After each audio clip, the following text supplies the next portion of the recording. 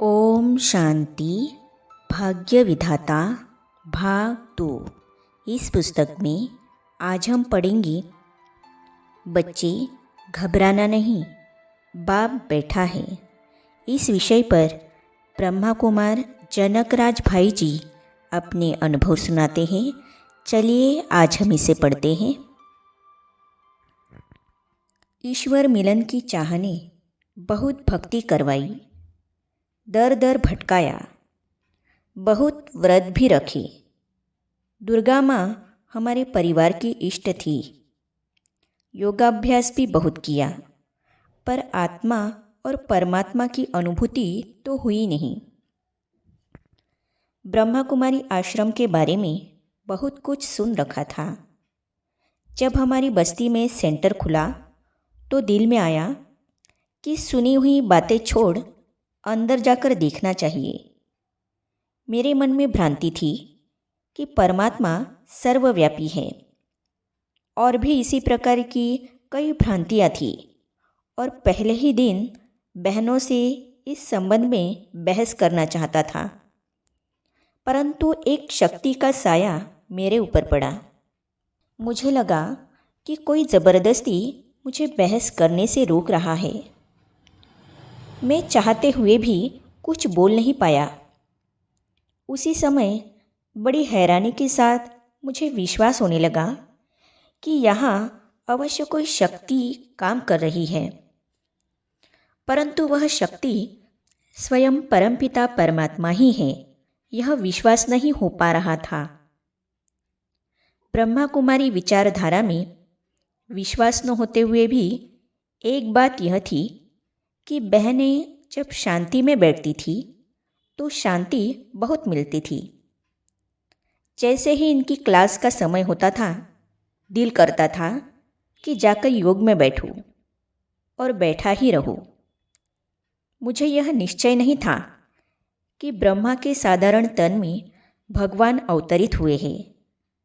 इस प्रकार की स्थिति में कई मास निकल गए। बाबा, मेरे को एक नज़र देख तो लो। एक बार प्यारे ब्रह्मा बाबा का दिल्ली में माथुर भाई की कोठी पर आगमन हुआ तो विचार चला कि शायद बाबा से मिलने पर कुछ अनुभव हो जाए। फिर हम बाबा से मिलने दिल्ली पहुँचे। बाबा को दूर से देखा, लगा कि व्यक्तित्व तो शानदार है, पर देखे अनुभव होता है या नहीं। इसके बाद बाबा अंदर कमरे में चले गए। पार्क में भाई बहनों को लाइनों में बैठा दिया गया और भोजन परोस दिया गया। तभी एक गीत बजा, छोड़ भी दे आकाश सिंहासन, इस धरती पर आ जा रे। बाबा कमरे से बाहर आए और संदली पर विराजमान हो गए। संदली के पास एक बुजुर्ग माता बैठी थी। बाबा ने उसका चेहरा अपने हाथों में ले घुटने पर रखा और दृष्टि देते हुए उसके मुख में गिट्टी खिलाने लगे। मैं बाबा के एक साइड में ही बैठा था।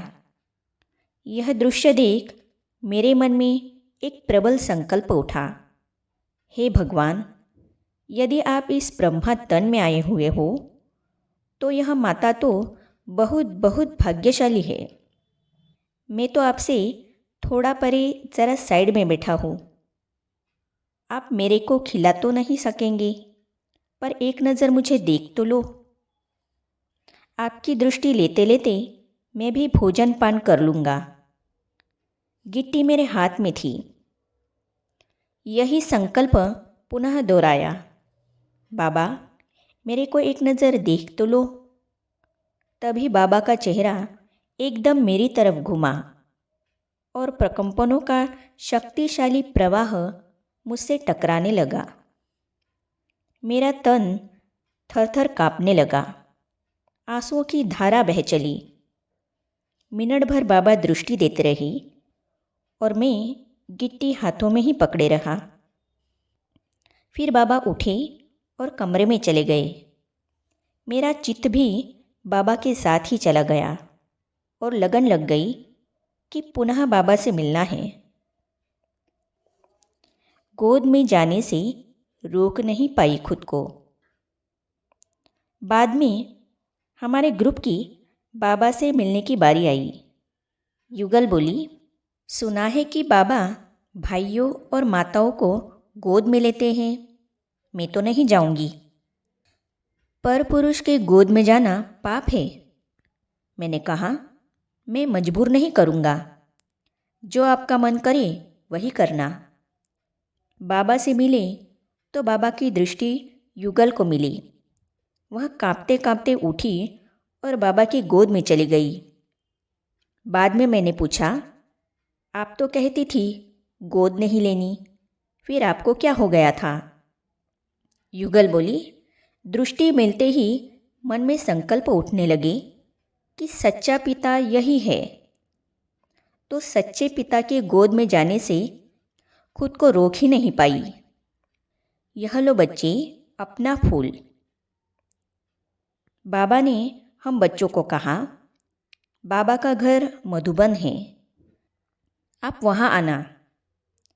कुछ मास बाद हम मधुबन आबू पर्वत स्थित ब्रह्मा कुमारी मुख्यालय पहुँचे।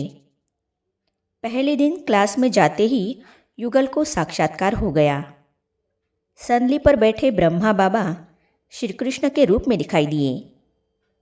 सद्गुरुवार को शिव बाबा को भोग लगा। बाबा ने अमृत पिलाया। फिर बाबा क्लासरूम से बाहर जाने के लिए संदली से उठे। संदली पर गुलाब का फूल पड़ा था। मेरे मन में संकल्प आया, बाबा क्या ही अच्छा हो यदि मुझे बुलाकर आप यह फूल मुझे देते जाएं। बाबा मुड़े, फूल उठाया और बोले, यह लो बच्चे अपना फूल। मन खुशी से भर उठा। 8 दिन मधुबन में रहे, खूब आनंद लुटा। मेरे सारे संकल्प पूरे होते रहे। विदाई की घड़ी आ गई। मन उदास हो गया। गीत बज रहा था, तेरी दुनिया से दूर चले होके मजबूर, हमें याद रखना। फिर बाबा की गोद में जाते ही जैसे आंसुओं का सैलाब ही उमड़ पड़ा। गले से लगाए बाबा पीठ थपथपाने लगे। बोले, बच्ची बाप बैठा है, घबराना नहीं। जीवन में अनेक परिस्थिति आई, पर बाबा के बोल, बच्चे घबराना नहीं, बाप बैठा है, सदा हिम्मत और उत्साह देते रहते हैं। अभी भी प्यारे बाबा के साथ और साए का अनुभव होता ही रहता है। आगे हम पढ़ेंगे।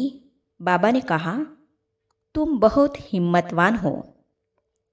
इस विषय पर ब्रह्मा कुमारी रमेश बहन जी अपने अनुभव सुनाती है, तो इसे हम पढ़ेंगे अगली कड़ी में।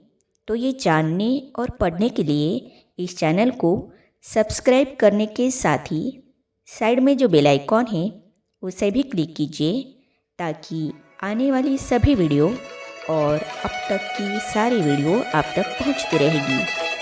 ओम शांति। पवित्रता का हृदय कुंज में ऐसा पुष्प खिला, जिसकी सुगंध से जीवन में सुख ही सुख मिला। पवित्रता का हृदय कुंज में ऐसा पुष्प खिला, जिसकी सुगंध से जीवन में